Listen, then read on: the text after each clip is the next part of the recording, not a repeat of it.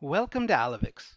This video will show you how to build an Alyvix test case to check on a multi-factor authentication service by reading an authentication code from a third-party app and inserting it into a login page. Multi-factor authentication increases security by requiring information that's unknown to the user so that it cannot be copied like usernames and passwords can. In this video, you'll see how to make Alyvix log in to LinkedIn using a time-based one-time password. Knowing that, you'll then be able to use Alyvix to check the responsivity of your own authentication services just as you would for any other service. What happens when you use multi-factor authentication to log into a web service? As usual, you enter your username and password. But once you press the login button, the system waits for additional credentials. In our example test case, LinkedIn will ask for a time-based one-time password, or TOTP, from an authentication service you set up. Alyvix only needs to copy that code into the appropriate field in the LinkedIn web page, then press the Submit button. This complete run by Alyvix Robot shows how everything works. To follow along with this LinkedIn example, you'll need an active LinkedIn account. If you want to check on your own services, you'll need those credentials instead. You'll also need an installed and configured multi-platform authenticator. We've used Authy as it has a Windows version. First, download and install Authy from the link shown here. When you start it, you'll need a phone number and email address, and they'll send you a verification request via SMS. Next, add an account representing LinkedIn. Authy will wait for you to enter the coordination code that we'll get soon. On the LinkedIn web page, go to the Settings and Privacy screen, look under the Account tab, click on the two-step verification option, turn it on, select Authenticator app, type in your LinkedIn password to verify the change, and then copy the secret code. In the next step, you'll give this code to Authy and then paste its 6-digit code back in the box here. Back in Authy, paste the code to add the account. Select a color or logo, and then press the Save button. The authenticator will then display a time-based one-time password. Paste it into LinkedIn to finish the setup. Let's start our browser maximized and in private mode. And since we don't want our password to be visible in the Alyvix file, let's also encrypt it with a private key ahead of time. Now we're ready to get started building our test case by launching Alyvix Editor. Let's set a short delay and press the Add button. Once the login page is visible, we'll set our anchor and show Alyvix where to enter our credentials. Right-click on the Login field, the Password field, and the Sign-in button. To start the browser from within the test case, go to the root node, insert the browser's path, and add the arguments, including the URL. Next, associate the boxes from the interface with the appropriate set of credentials, the login and the password. For testing purposes, insert the real password now, but we'll remember to change it to the encrypted password later on in this video. The last step is to click on the Sign-in button. Give this step a name and keep the measure field set, since this is a user-facing page. So let's run this step to make sure it works. It starts Firefox in private mode, enters our credentials, and then presses the Sign-in button.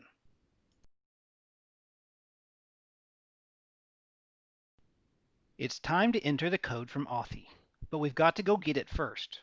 As soon as we make sure we're on the correct page by looking for the icon and the line of text with the instructions, we can launch our authentication app by using the Run option on the root node. Change the name to Launch Authy, and here we want to unset the measure box since this is not a user-facing page, it's just for our testing. When we run it, the app launches. Now we need to select the LinkedIn configuration. This step is necessary because you may have multiple authentication services. So we select our anchor and then change the group to select the blue key identifier we set up before. This case is pretty simple. We just need to click on it when we find it. Let's change the name and unset the measure box, since again, this is not user-facing. When we run it, it should start displaying the one-time codes that are tied to the LinkedIn account we created earlier. So how do we actually get the code? We'll need to copy the 6 digits from the app and insert them into the field in the web page. Unfortunately, Authy puts a space between the two sets of digits, which LinkedIn won't accept. The easiest solution is to scrape the two sets of digits as two separate test case objects. We'll set a regex to look for them and move the mouse to the center of those digits so we can see it worked. Again, we should unset the measure field. When we run it, you'll see the mouse move, and Alyvix will then save the scraped digits with the test case object. Because the next action is almost exactly the same, we'll use the duplicate button to copy the entire test case object. We just need to change its name and use the edit button so we can move the text field over to the second set of digits. Otherwise, we don't have to change any of the other options. Running it has the same effect as before, but now it stores the second group of 3 digits. In the next step, we'll combine these two sets. We can now enter the time-based one-time password into the LinkedIn web page. Set the anchor, select the text box where we should enter the code, and indicate the submit button so that after entering the code we can log in. For the text box, we need to copy the two sets of digits from the last two steps. Go to the string field and enter the data extraction notation you see on screen.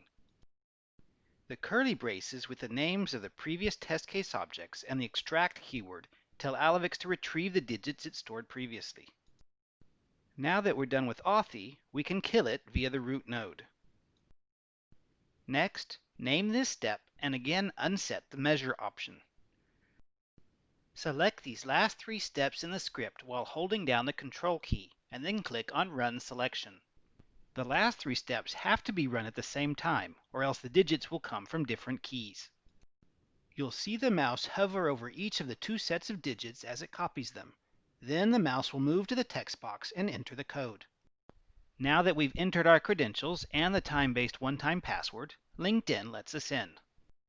We're almost done. Now we need to report whether we actually logged in or not. This step is pretty easy. You just need to select a pair of images that are unique to the landing page. We don't even need to interact with them. Just set the name and time out, and this time leave the measure flag set since we definitely want to see the response time here. Now we need to log out. If you want to check every 5 minutes all day long that the login procedure is working, you need to leave everything in a state where it can start from scratch for the next iteration. Since LinkedIn doesn't have a sign out button directly accessible on the page, let's take advantage of the endpoint URL to log out in one step instead of 2.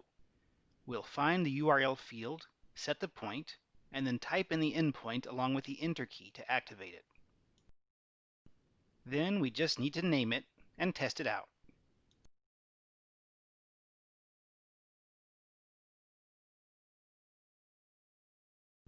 That worked out quite well.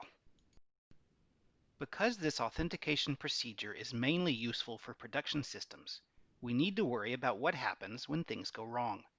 We don't want to leave resources tied up that would block later check attempts. Best practice in this case is to create fail and exit sections. A fail section will be executed immediately after any scripting node fails. An exit section is always executed when the main script completes normally. To create a scripting node for either a fail or exit section that only disposes of resources, simply add a new test case object and immediately press escape so that it consists only of a root node.